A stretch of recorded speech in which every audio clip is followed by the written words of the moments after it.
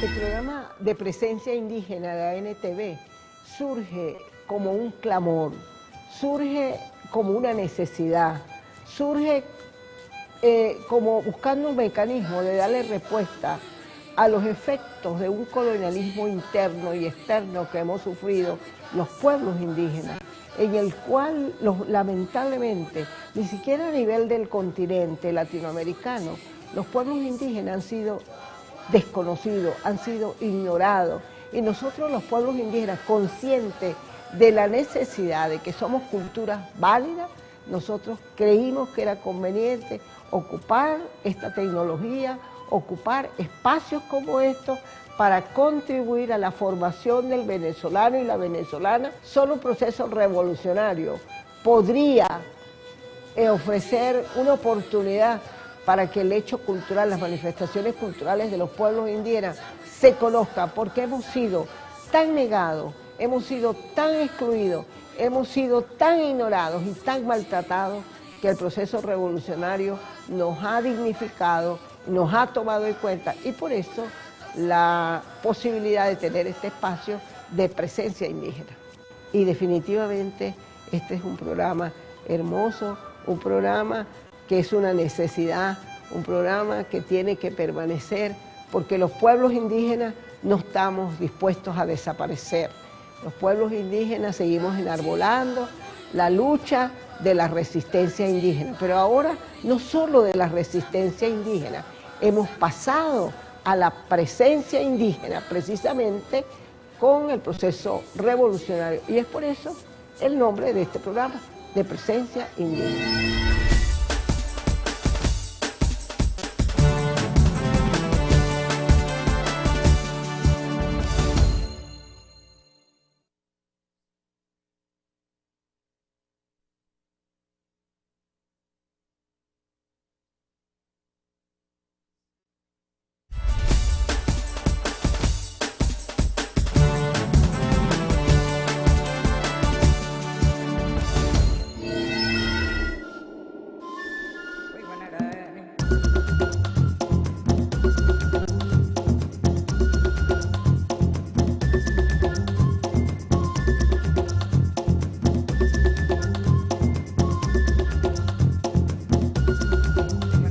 A través de este programa de presencia indígena nos parece que ha sido un espacio importante que nos permite llegar a todo el país y fuera del país, porque lo hemos llevado también fuera del país, y nosotros consideramos que así podemos difundir las manifestaciones culturales indígenas, así podemos dar a conocer no solo lo que tiene que ver con nuestras culturas, con nuestras danzas, con nuestros bailes, sino que también son los problemas, las necesidades, el espacio ecológico, los ecosistemas, las comunidades, los modos de convivencia. O sea que verdaderamente presencia indígena ha contribuido con el país.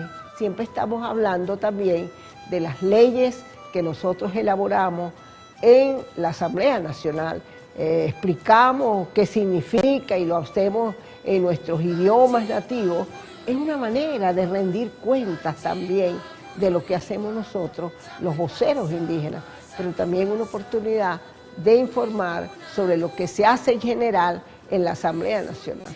Y definitivamente este es un programa hermoso, un programa que es una necesidad, un programa que tiene que permanecer, porque los pueblos indígenas no estamos dispuestos a desaparecer.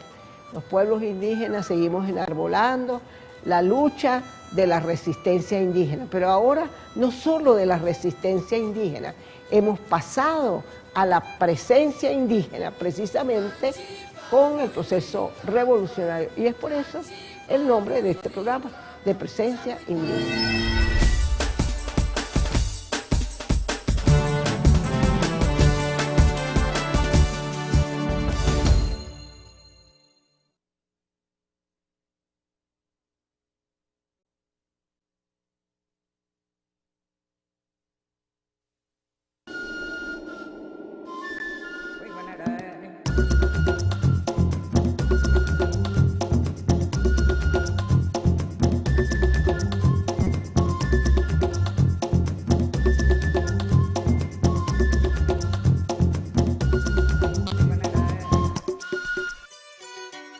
El año 2009, Presencia Indígena, estuvo cargado de logros al reconocerse y reivindicarse los derechos de nuestros pueblos originarios. Entre los programas especiales más relevantes de este año fueron los proyectos internacionales como la Cumbre Continental de Pueblos Indígenas y la Cumbre de Mujeres Indígenas celebradas en la ciudad de Puno, en Perú. La cuarta cumbre es un paso decisivo en la construcción y articulación de propuestas y es sobre todo un aporte político y un mensaje a los estados, a las instituciones del mundo y a los pueblos, porque se discutió los temas globales e incluyó por primera vez la primera cumbre continental de mujeres indígenas. Fue el mejor escenario para que las mujeres definieran una agenda y una actuación política, así como el segundo encuentro de la niñez y juventud indígena, que tuvo la responsabilidad de mantener y defender nuestra identidad, nuestros conocimientos y nuestra cultura. Los estados monoculturales son estructuralmente excluyentes, centralistas, racistas. Desconocen la existencia de la diversidad de pueblos y de culturas existentes desde antes de la colonia. Los estados deben reconocer esa diversidad de pueblos y nacionalidades en las constituciones, porque la diversidad es una riqueza, un valor, no una traba para el desarrollo. El buen vivir es la armonía de la naturaleza entre las personas y los pueblos, buscando garantizar el futuro de la humanidad, pensando en las próximas generaciones.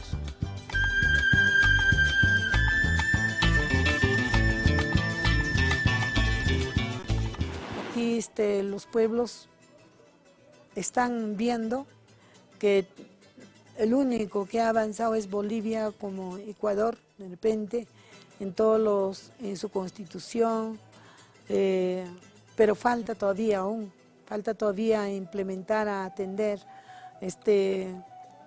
a los pueblos, pero se ve un rechazo, se ve que los gobiernos, más que todo, están entregando las tierras a los grandes transnacionales en Latinoamérica, ¿no? Y no debería ser eso, a lo contrario.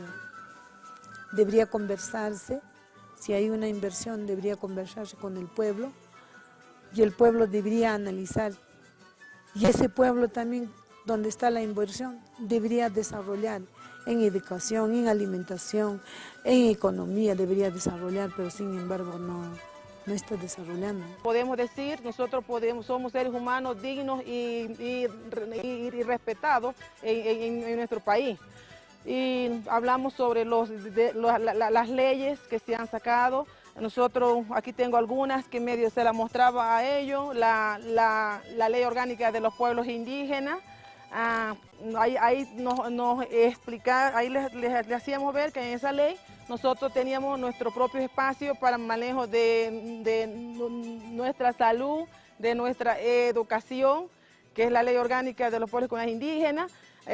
Nosotros hablamos mucho de esto, porque aquí hay personas que vienen de distintos países que no tienen casi nada en su país, como si hay otros que han avanzado, como Bolivia, como Ecuador, pero hay otros que no. Han venido muchos por sus propios medios a compartir y por una meta, por un objetivo, de vivir en una tierra libre, donde el ambiente esté en coordinación con ellos, donde sean libres, y entonces es una experiencia demasiado grande que nos vamos a llevar y donde nosotros hemos asumido compromiso de difundir también todo lo que hemos escuchado, lo que hemos compartido, para que nuestros indígenas, todos los hermanos que estamos allá, nos unamos, como aquí está la gente unida.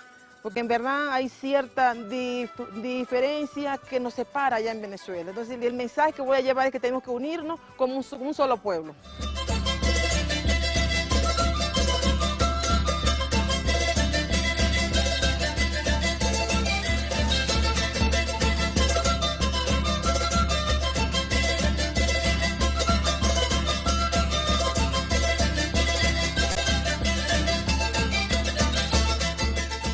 Cumpliéndose el mandato de la tercera cumbre continental de los pueblos indígenas, Abya Yala, reunida en el año 2007 en Guatemala, se efectuó la primera cumbre de mujeres indígenas como antesala a la cuarta cumbre continental de los pueblos indígenas que se realizó desde el 26 al 31 de mayo del presente año 2009. La primera cumbre de mujeres indígenas extendió la participación de espacios de diálogo, la generación y la construcción de una agenda común que les permita fortalecer y consolidar la lucha de los pueblos, con el respaldo y cooperación, solidaridad y hermandad, vitalizando la defensa de los derechos que garantizan el buen vivir. El encuentro se realizó en la ciudad de Puno, Perú, dentro de la Universidad Nacional del Altiplano. Todas las entidades públicas y privadas de Puno, unidas en la Comisión Multisectorial, trabajaron arduamente para recibir a más de 6.000 indígenas de todos los continentes. El frío de la ciudad de Puno tiene un promedio de 13 grados centígrados durante el día y hasta 0 grados por la noche. Su altura es de 3.800 metros. Esto podría ocasionar algunos malestares como el soroche o mal de altura. Puno es un departamento de innegable hegemonía turística en el Perú, con un paisaje natural de matices incomparables.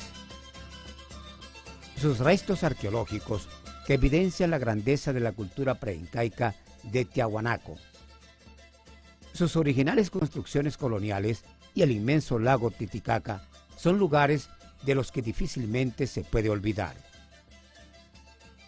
En los primeros años de la conquista española, esta zona fue considerada de mucha importancia debido a la riqueza de minerales y metales preciosos, lo que dio origen al surgimiento de ciudades donde claramente se nota la influencia española.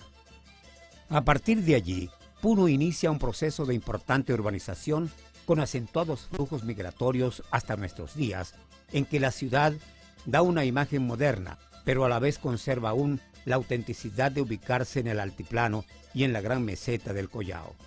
Tanto el gobierno regional como el Consejo Provincial han declarado de interés la primera cumbre de mujeres indígenas en el ámbito de sus jurisdicciones.